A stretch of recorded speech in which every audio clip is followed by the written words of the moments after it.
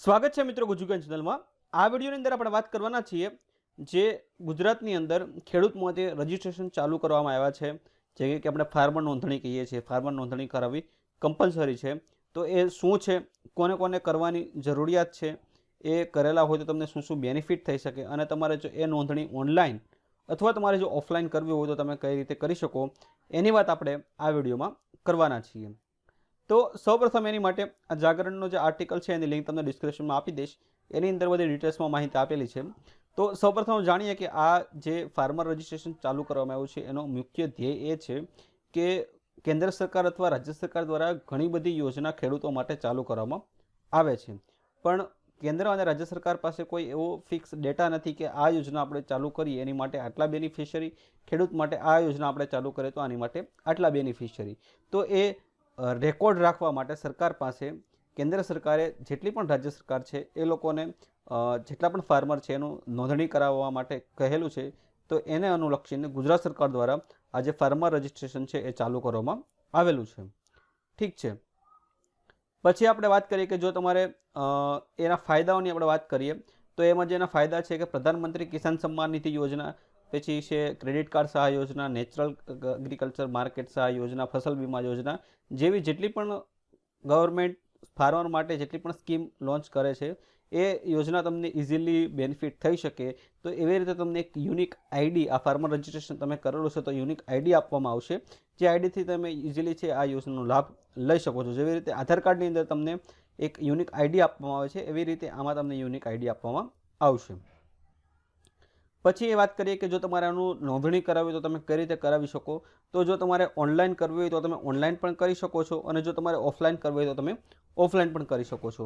Online તમારે કરવા માટે આ એગ્રીટેક GIFR.agricat.gov.in એની લિંક તમને ડિસ્ક્રિપ્શનમાં આપી દઈશ, એની મદદથી આપણે કરવાનું છે, જેનું આપણે આગળ વાત કરીશું કે તમે કઈ રીતે કરી શકો છો, આપણે ડિટેલમાં જોશું સ્ટેપ બાય સ્ટેપ। અને જો તમારે ઓફલાઈન કરવું હોય તો તમારા ગામની અંદર ગ્રામ પંચાયતમાં જે વીસી ઓપરેટર હોય છે એની મદદથી તમે કરી શકો છો। ક્યાં એની માટે તમારે ડોક્યુમેન્ટ જોવે, તો એની માટે તમારે એક આધાર કાર્ડ જોવે, આધાર કાર્ડ સાથે તમારો મોબાઈલ નંબર લિંક હોવો જરૂરી છે, તો જ તમે છે ઓનલાઈન કરી શકો। જો તમે ઓફલાઈન કરવું હોય તો એની માટે જરૂરી હોવું નથી, અને 7, 12 અને 8 આની નકલ। પછી આગળ વાત કરીએ કે જો તમારી પાસે પીએમ કિસાન સન્માન નિધિ યોજનાનો જો તમે બેનિફિટ લેતા હોય તો આગામી નેક્સ્ટ હપ્તો જે આવવાનો છે એની માટે તમારે 25/11 સુધીની અંદર આની નોંધણી કરી હોવી જરૂરી છે, નકર તમારે નેક્સ્ટ હપ્તો છે આ 2000 રૂપિયાનો આવશે નહીં। અને જો તમે એ યોજનાનો લાભ નથી લેતા, જો નોર્મલ ખેડૂતો છે નોંધણી પૂરું કરવા માટે 31/3/2025 સુધીનો ટાઈમ છે એની માટે આપેલો હોય છે। તો જો તમે 25/11/2024 સુધી જો તમે નોંધણી કરાવતા નથી તો તમને પીએમ કિસાન સન્માન નિધિ યોજનાનો જે નેક્સ્ટ હપ્તો આવવાનો છે એ આવશે નહીં, જો તમે એની અંદર રજીસ્ટ્રેશન કર્યું હશે નહીં તો। પછી આપણે આગળ વાત કરીએ, જો તમારે અંદર ઓનલાઈન રજીસ્ટ્રેશન કરવું હોય તો તમે કઈ રીતે કરી શકો। તો ઓનલાઈન કરવા માટે આ જે ગવર્મેન્ટની ઓફિશિયલ વેબસાઇટ છે એની લિંક તમને ડિસ્ક્રિપ્શનમાં આપી દઈશ, એમાં તમારે આવી જવાનું છે GJFR.agristack.gov.in। પછી તમારું જો આની અંદર અકાઉન્ટ બનાવેલું ન હોય તો તમારે સૌપ્રથમ અકાઉન્ટ બનાવવાનું રહેશે। એમાં તમારે અહીંયા લોગિન એઝ અ ફાર્મર એની ઉપર તમારે ક્લિક કરી દેવાનું છે। પછી ક્રિએટ ન્યૂ અકાઉન્ટ એની ઉપર તમારે ક્લિક કરવાનું છે। અહીંયા તમારે તમારો આધાર નંબર નાખવાનો છે, આધાર નંબર નાખશો એટલે તમારા રજિસ્ટર નંબર ઉપર ઓટીપી આવશે, ઓટીપી તમારે નાખી દેવાનું છે। ઓટીપી તમે નાખી દેશો એટલે તમને પાસવર્ડ સેટ કરવાનું કહેશે, એ પાસવર્ડ તમારે સેટ કરી અને તમારું અકાઉન્ટ છે આની અંદર બનાવી લેવાનું છે। મેં આની અંદર ઓલરેડી અકાઉન્ટ બનાવેલું છે એટલે હું લોગિન કરી લઉં છું।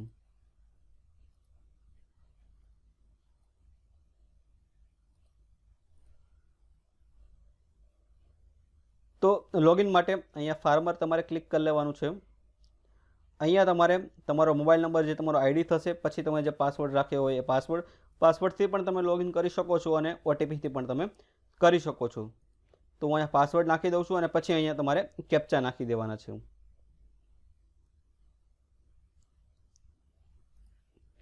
પછી હું અહીંયા લોગિન કરી દઉં છું।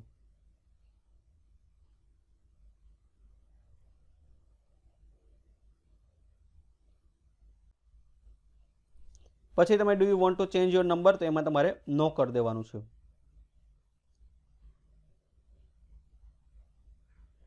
પછી અહીંયા તમારે તમારું નામ છે, આધાર કાર્ડ પ્રમાણે જે તમારું નામ હોય એ અહીંયા નાખી દેવાનું છે। આ વેબસાઇટની અંદર ઘણા બધા લોચા છે, ઘણી વખત ઓટોમેટિક રિફ્રેશ થઈ જાય છે, ઘણાને લેન્ડ ફેચિંગમાં ઇશ્યુ આવે છે, ઘણાને નેમ ફેચિંગમાં ઇશ્યુ આવે છે, એટલે એ તમારે જોઈ લેવાનું છે. એટલે અહીંયા તમારે તમારું નામ આપવાનું છે, અહીંયા તમારે તમારું જેન્ડર, અહીંયા તમારે તમારી કાસ્ટ, પછી અહીંયા આઈડેન્ટિફાયર નેમમાં તમારા પપ્પાનું નામ આવશે, એમાં તમારે એસઓ સન ઓફ એની ઉપર તમારે આઈડેન્ટિફાયર ટાઈપની અંદર એસઓ ઉપર તમારે ક્લિક કરી દેવાનું છે. પછી ફાર્મર ડિટેલ્સ આવશે, એમાં તમારો ફોટોગ્રાફ છે એ ઓટોમેટિક ફેચ આવશે. પાન કાર્ડ નંબર તમારે જો તમે નાખવો હોય તો નાખી શકો છો. કિસાન ક્રેડિટ કાર્ડ નંબર જો તમારી પાસે હોય તો એ નાખી શકો છો. પછી આ તમારે બેંક અકાઉન્ટ નેમ છે, અહીંયા જે તમારી બેંક હોય એ, તમારો બેંકનો બ્રાન્ચ કોડ, તમારો IFSC કોડ અને બેંક અકાઉન્ટ નંબર એ તમારે કમ્પલસરી છે, એ તમારે નાખવાનું રહેશે. પછી અહીંયા નીચે ફાર્મર ડિસેબિલિટી જો તમારે હોય તો તમે એડ કરી શકો છો. પછી તમારે તમારી એડ્રેસની માહિતી આવશે, એમાં તમારે રેસિડેન્ટ ટાઈપમાં રૂરલ, પછી તમારે એડ્રેસ ઇન ઇંગ્લિશ, અહીંયા ગુજરાતીમાં ઓટોમેટિક આવશે, સ્ટેટ છે, તો પછી તમારો તાલુકો, ડિસ્ટ્રિક્ટ, વિલેજ અને પિનકોડ એની માહિતી તમારે અહીંયા નાખી દેવાનું છે. પછી તમારે લેન્ડ ઓનરશિપ ડિટેલ્સ, એમાં તમારે ઓનર આવશે, એ ઓનર સિલેક્ટ કરી લેવાનું છે. પછી તમારે ઓક્યુપેશન ડિટેલ્સ, એમાં એગ્રીકલ્ચર અને લેન્ડ ઓઇંગ ઓનર એની ઉપર તમારે ક્લિક કરવાનું છે. પછી તમારે અહીંયા લેન્ડની માહિતી આપવાની છે, એમાં તમારે ફેચ લેન્ડ ડિટેલ્સ એની ઉપર તમારે ક્લિક કરવાનું છે. અહીંયા તમારે તમારો જિલ્લો નાખી દેવાનો છે, તો હું અહીંયા મારો જિલ્લો નાખી દઉં. પછી તમારે અહીંયા તમારો તાલુકો નાખી દેવાનો છે. પછી અહીંયા તમારે તમારો ગામ નાખી દેવાનું છે. પછી અહીંયા તમારે જે સર્વે નંબર હોય એ નાખી અને તમારે અહીંયા એન્ટર મારવાનું છે. પછી અહીંયા તમે સબમિટ કરશો એટલે આ સર્વે નંબરની અંદર જેટલા પણ ખાતેદાર હશે એનું તમને અહીંયા લિસ્ટ મળી જશે. તો અહીંયા તમે જોઈ શકો છો, અહીંયા જેટલા પણ ખાતેદાર છે એનું માહિતી અહીંયા આવી ગઈ છે. તો તમારે અહીંયા ક્લિક કરી અને અહીંયા તમારે સર્વે નંબર નાખવાનો રહેશે. જો તમારો 7/12 ની અંદર સર્વે નંબર હોય એ અહીંયા તમારે નાખવાનો રહેશે. તો અહીંયા આ સર્વે નંબર ઉપર 2 ખાતેદાર છે, બંને જોઈન્ટમાં છે, તો અહીંયા તમારે એ સિલેક્ટ કરી અને તમારે સબમિટ કરવાનું રહેશે.